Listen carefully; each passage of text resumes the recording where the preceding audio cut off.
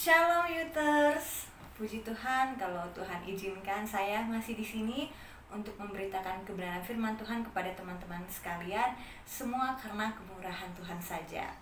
Oke baik, beberapa belakangan ini saya bahas tema tentang hubungan dengan Tuhan. Dan hubungan dengan Tuhan tersebut saya bagi menjadi 3 bagian. Yang pertama sudah saya share, yang kedua juga sudah saya share, yaitu yang pertama judulnya hubungan dengan Tuhan, Bapa dengan anak. Yang kedua hubungan dengan Tuhan, sahabat dengan sahabat.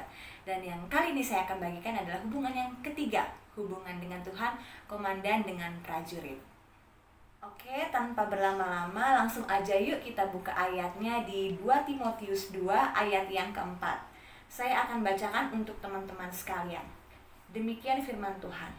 Seorang prajurit yang sedang berjuang tidak memusingkan dirinya dengan soal-soal penghidupannya, supaya dengan demikian ia berkenan kepada komandannya.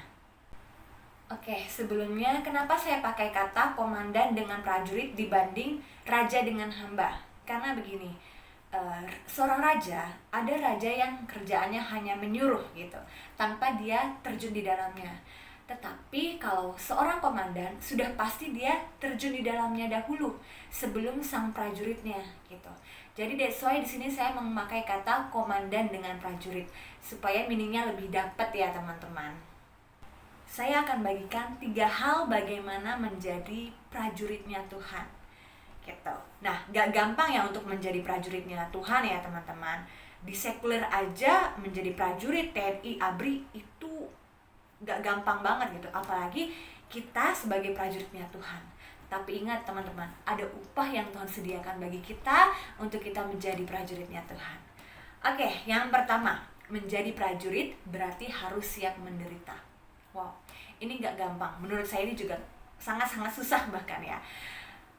Terkadang gini, pendidikan militer itu juga bukan proses yang mudah ya. Di dunia sekuler aja menjadi seorang militer itu dia harus bangun pagi. Aktivitasnya itu sangat berat gitu dibandingkan dengan orang-orang pada umumnya gitu. Dibandingkan seorang pelajar, dibandingkan seorang pekerja dan pengusaha, aktivitas seorang prajurit itu jauh lebih besar. Tanggung jawabnya pun jauh lebih besar ya teman-teman. Aktivitasnya mereka itu sudah pasti berat dan capek banget gitu. Sama seperti kita, aktivitas kita apa yang bikin kita capek? Memikul salib. Itu secara fisik ya mungkin gak terlalu berasa, tapi secara batin, secara daging kita itu sakit banget rasanya, itu susah banget.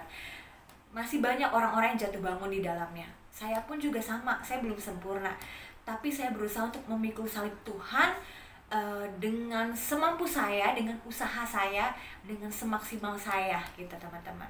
Jadi menjadi prajurit itu harus menjadi prajurit yang berkualitas.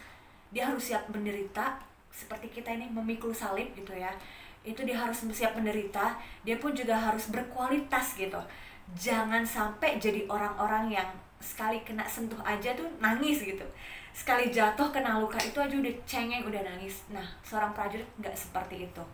Seorang yang menjadi TNI, ABRI gitu, militer gitu, mereka pasti punya aktivitas yang sangat berat gitu.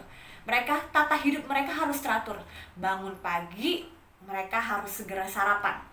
Mereka harus terus latihan. Sampai ketemu malam lagi, sampai ketemu besoknya lagi. Pasti ada aktivitas berat gitu, latihannya mereka gitu. Sama seperti kita. Kita mungkin tidak dituntut menjadi seorang militer gitu, tapi kita dituntut untuk memikul salib. Kita dituntut menjadi orang yang penuh dengan kasih.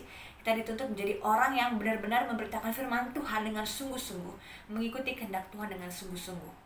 Itulah kenapa kita harus siap menderita, karena kita menjadi orang yang berkualitas dan terus harus maksimal di dalam Tuhan. Jangan jadi pribadi yang cengeng, yang kena luka sedikit aja, kena hinaan sedikit aja dia udah langsung sakit, dia udah langsung gak mau lagi jadi prajuritnya Tuhan. No, kita bukan orang yang seperti itu. Kita harus tahu status kita apa, seorang prajurit. Dan hal yang kedua, menjadi prajurit berarti tidak memusingkan diri kita sendiri atau soal-soal penghidupan kita sendiri. Besok saya mau makan apa ya? Besok saya pakai baju apa ya? Gak kayak gitu. Jadi seorang prajurit itu tidak memusingkan apa yang dia butuhkan sendiri gitu. Contohnya juga fokusnya tuh harus ke tugas utamanya dia. Apa? Amanat agung Tuhan kan memberitakan Injil gitu, membawa jiwa gitu ya. Nah, kita harus tahu fokus kita, tujuan hidup saya, panggilan hidup tuh saya tuh yang Tuhan kehendaki itu apa gitu. Kita harus fokus sama itu, tujuan itu, destiny kita harus fokus. Amanat agungnya Tuhan, kita harus fokus di situ. Intinya kita nggak usah lihat kanan kiri, kita fokus sama tujuan kita. Seperti seorang prajurit, dia harus fokus sama tujuannya. Seperti kuda juga ya teman-teman. Kenapa kuda dipakein kacamata kuda? Supaya dia tidak lihat ke kanan ke kiri, tapi dia tetap fokus sama tujuan dia ke depan gitu. Seorang prajurit fokus utamanya apa sih? Pasti berperang, mengamankan negara gitu. Dia tuh memiliki kepercayaan penuh sama komandannya gitu, sehingga dia berpikir bahwa segala sesuatu pasti komandannya akan sediakan ke dia. Intinya dia fokus aja berperang, karena komandannya pasti akan sediakan itu. Apapun yang dia butuhkan, komandan pasti akan sediakan. Sama seperti kita teman-teman, kita fokus sama tujuan kita fokus sama destiny kita fokus sama panggilan hidup Tuhan atas kita itu apa, amanatnya agung Tuhan itu apa buat kita harus tetap fokus sama itu. Soal kanan kiri, makanan minuman, berkat-berkat jasmani dan rohani, Tuhan pasti sediakan. Jangan takut, jangan khawatir, dan itu gak usah dipikirin. Fokus kita, utama kita tetap berperang, menjadi seorang prajuritnya Tuhan. Tugas kita menjalankan perintah dengan sebaik mungkin, menjalankan Injil menjadi surat terbuka dengan sebaik mungkin. Memang mungkin dalam perjalanan kita gak gampang, kita gak mudah, tapi Tuhan pasti mampukan kita. Ingat, segala sesuatunya Tuhan sediakan buat kita. Intinya kita cukup menjalankan fokus kita sampai kita berkenan kepada komandan kita, yaitu Tuhan Yesus Kristus. Dan hal yang ketiga yaitu menjadi prajurit berarti harus berkata siap dalam keadaan apapun. Oke, kakak rohani saya pernah berkata siap itu adalah suatu singkatan. Siap berarti saya ikut akan perintah. Itu yang kakak rohani saya pernah katakan. Dan saya merasa wow, benar juga ya. Dalam segala hal kita harus berkata siap. Seorang prajurit harus terus berkata siap sama komandannya. Pasti teman-teman pernah lihat video militer gitu kan, yang ABRI TNI, angkatan-angkatan udara laut gitu ya. Pasti kalau misalnya komandannya suruh gitu, pasti perkataan mereka siap. Apapun itu perkataannya siap. Artinya yaitu saya ikut akan perintah. Wow, luar biasa banget. Itu kita harus menjadi prajurit yang seperti itu teman-teman. Yang kalau Tuhan suruh, kita harus taat dan setia. Yang kalau Tuhan suruh, jawaban kita apa? Bukan enggak Tuhan, bukan nanti Tuhan, bukan tunggu Tuhan, tetapi siap Tuhan. Hanya 4 huruf sih kata siap itu ya, SIAP. Tapi tidak semudah itu memang melakukan kata siap tersebut. Itulah, kita butuh berdoa, kita juga selalu butuh Tuhan, kita butuh kekuatan dari Tuhan, kita butuh firman Tuhan setiap saat untuk kita tetap menjadi prajurit yang siap dalam segala hal apapun. Yang kalau Tuhan suruh, kita taat, setia, tanpa ada penolakan sama sekali. Kita masih terus belajar sama-sama ya teman-teman. Jadi 3 hal tersebut ya teman-teman yang harus kita miliki sebagai seorang prajuritnya Tuhan. Ya, yang pertama yaitu menjadi prajurit berarti harus siap menderita. Yang kedua yang tadi sudah saya sampaikan, menjadi prajurit berarti tidak memusingkan kita sendiri atau soal-soal penghidupan kita sendiri. Dan yang ketiga, menjadi prajurit berarti harus selalu berkata siap terhadap instruksi komandannya.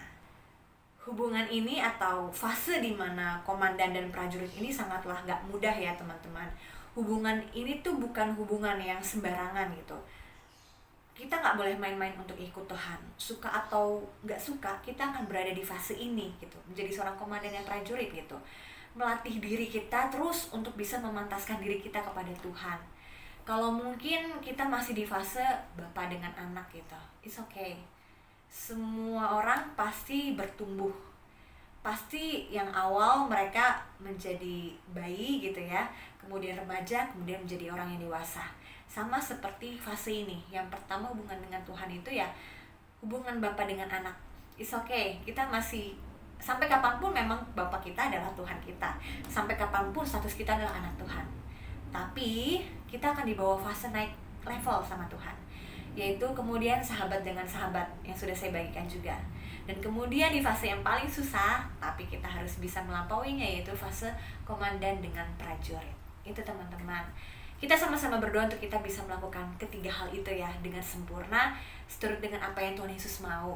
Memang kita bukan manusia yang sempurna, tapi kita mau mencapai kesempurnaan itu, teman-teman. Kita sama-sama belajar. Saya pun juga bukan orang yang sempurna, tapi saya mau ajak teman-teman untuk kita sama-sama melewati fase demi fase bersama dengan Tuhan. Hubungan dengan Tuhan jadi hubungan dengan Tuhan yang sangat-sangat spesial gitu. Demikian kebenaran firman Tuhan pada hari ini. Kiranya firman Tuhan ini dapat memberkati kita semua. Jangan lupa untuk like, komen, subscribe, dan share renungan ini ke teman-teman sekalian, supaya teman-teman yang lain pun bisa merasakan kekuatan, penghiburan, dan pengetahuan lebih lagi akan kebenaran firman Tuhan, supaya kita sama-sama bertumbuh dan sama-sama diberkati oleh Tuhan. Oke, sampai ketemu lagi di renungan berikutnya. Tuhan Yesus memberkati. Be faithful and get fruitful. Bye-bye. God bless you all.